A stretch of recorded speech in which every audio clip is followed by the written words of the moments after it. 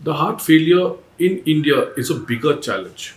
When you look at the global age, it's around 73 years of mean age when the patient gets heart failure.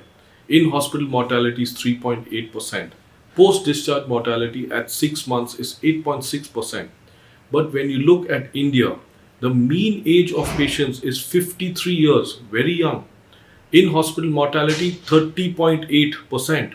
Post discharge mortality at 6 months is 26.3%.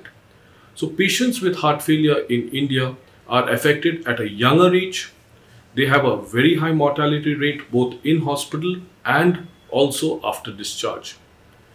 The Inter CHF study clearly stated that the youngest cohorts at baseline exist in Africa and India, and the highest mortality rates are in these countries, 33.6% in Africa and 23.3% in India. Also, when you look at the cause specific mortality, they noted that the cardiac death alone of patients in India were the highest as compared to the other continents. So, the prevalence of heart failure in India, what are the truths? There are at least 8 to 10 million patients with heart failure in India. Prevalence is around 1% of the adult population.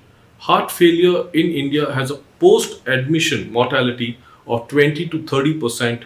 Medication adherence, this is very important, ranges only from 25 to 30%. So that means 70 to 75% of patients are not having guideline directed medical treatment. The age, India has a relatively young population of heart failure, and incidence of diabetes in our Indian population is very high to the tune of 54.9%. This is according to the Trivandrum Heart Failure Registry. And the incidence of hypertension in heart failure is 42%. So the most common cause of heart failure in India is ischemic cardiomyopathy, and the most common cause of ischemic cardiomyopathy is essential hypertension.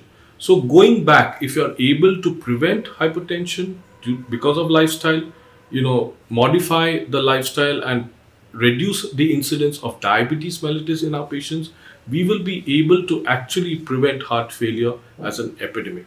So, what are the key points when you look at heart failure in India? 3 out of every 5 patients died during the 5-year follow up with a median survival of approximately 3 years. So, it's a young cohort of heart failure patients who are dying in hospital and out of hospital. Lack of guideline directed medical therapy is rampant in heart failure with reduced ejection fraction, and there are frequent readmissions which are associated with higher 5-year mortality.